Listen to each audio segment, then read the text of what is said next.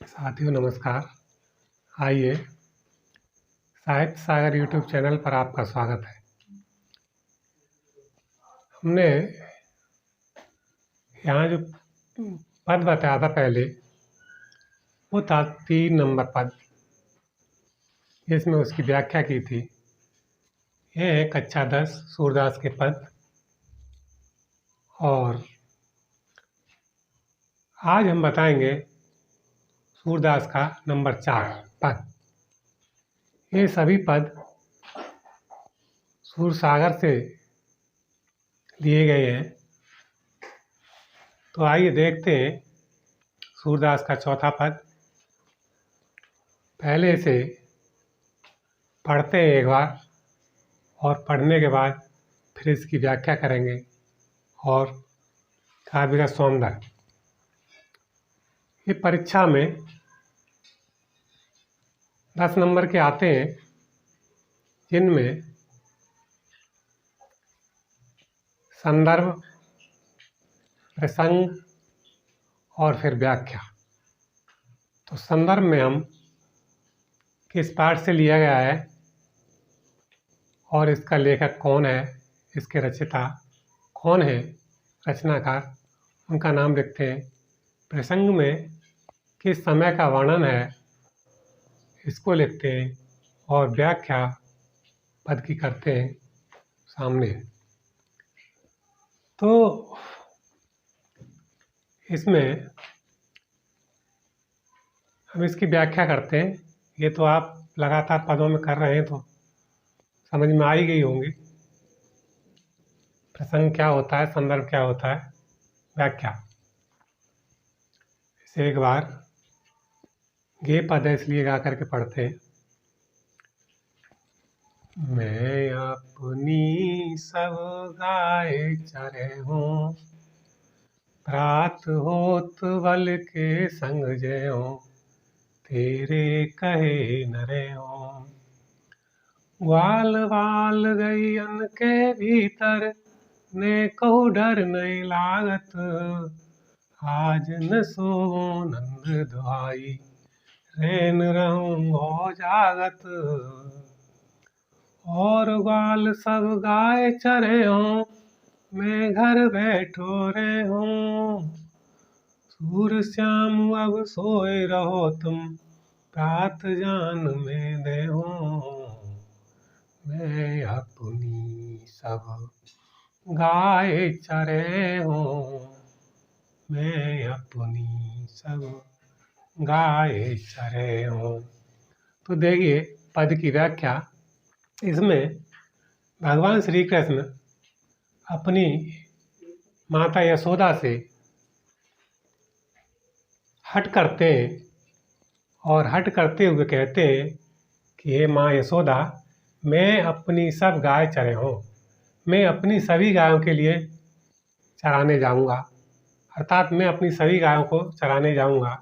प्रात होत बल के संग जय हूँ। सुबह होते ही, प्रात माने सुबह होते ही, बल माने बलराम, अर्थात मैं सुबह होते ही बलराम दादा के संग जय हूँ, अर्थात वन में चला जाऊँगा गाय चराने के लिए। तेरे कहे न रहूँ, और मैं तेरे कहने से घर पर नहीं रहूँगा। अर्थात मैं बलराम के साथ वन में गाय चराने के लिए जाऊँगा और तेरे कहने से घर में बैठा नहीं रहूँगा। ग्वाल बाल गैयन के भीतर, वहाँ पर वन में ग्वाल बालों के बीच में और गायों के बीच में मुझे नेको डर नहीं लागत, तनिक भी डर नहीं लगता। श्री कृष्ण अपनी माता यशोदा से कहते हैं कि जंगल में मुझे ग्वाल बालों के बीच में तथा गाय के बीच में, जो गाय हैं उनके बीच में आने पर भी मुझे तनिक भी डर नहीं लगता है। आज न सोवो, मैं आज नहीं सोऊंगा।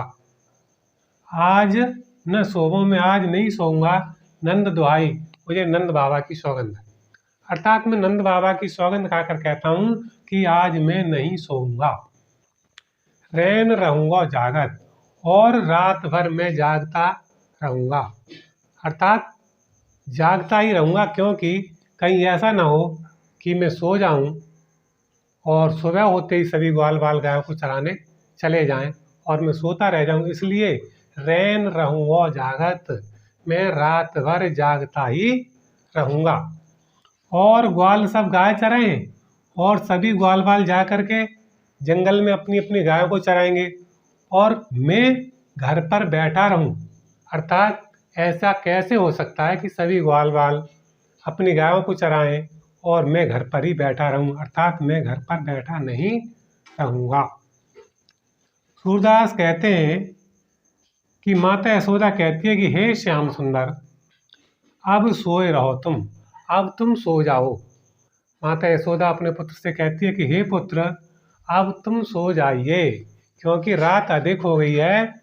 प्रात जान में देहूँ, मैं तुम्हें विश्वास दिलाती हूँ, अर्थात मैं अवश्य तुम्हें विश्वास के साथ कहती हूँ कि प्रातः काल मैं तुम्हें गायों के साथ में जंगल में अवश्य ही भेज दूंगी, अर्थात वन में अवश्य ही गाय चराने के लिए भेज दूंगी। तो ये है इसका अर्थ। चलो एक बार और देखते हैं। मैं अपनी सब गाय चरे हूँ। भगवान श्री कृष्ण कहते हैं माता यशोदा से कि हे माँ यशोदा, मैं अपनी सभी गायों को चराने के लिए जाऊंगा। प्रात होत बल के संग जाऊँ, सुबह होते ही मैं बलराम भैया के साथ अर्थात बलराम दादा के साथ जाऊंगा। तेरे कहे न रहूं और तेरे कहने से मैं घर पर नहीं रहूंगा। ग्वाल बाल गैयन के भीतर मुझे जो ग्वाल हैं मेरे साथ के सखा हैं उनके बीच में और गायों के बीच में आने पर भी नेको डर नहीं लागत, तनिक भी डर मुझे नहीं लगता है, अर्थात मुझे किसी भी प्रकार का कोई भय गाय और ग्वाल वालों के बीच में मन में नहीं लगता है। आज न सोऊं, मैं आज नहीं सोऊंगा। नंद दुहाई, नंद बाबा की सौगंध खा करके कहता हूँ कि आज मैं नहीं सोऊंगा, रैन रहूंगा जागत और रात भर जागता ही रहूंगा। क्यों? क्योंकि कहीं ऐसा ना हो कि सभी ग्वाल बाल अपनी गायों को लेकर के चराने जंगल में चले जाएं और मैं सोता ही रह जाऊं। और ग्वाल सब गाय चरे हैं, सभी ग्वाल बाल गायों को अपनी चराएं और मैं घर पर ही बैठा रहूं, अर्थात ऐसा नहीं हो सकता, मैं घर पर बैठा नहीं रहूंगा।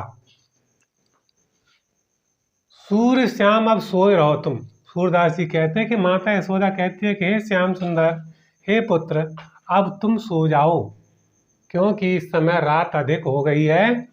मैं तुम्हें प्रातः जान में देहूँ, मैं तुम्हें अवश्य विश्वास दिलाती हूँ कि मैं तुम्हें प्रातः काल अवश्य गायों के साथ में चराने के लिए वन में भेज दूंगी। ये मेरा विश्वास मानो, अर्थात विश्वास कीजिए, मैं तुम्हें जरूर ही प्रातः होते ही गायों के साथ में जंगल में चराने के लिए गाय चराने के लिए वन में भेज दूंगी।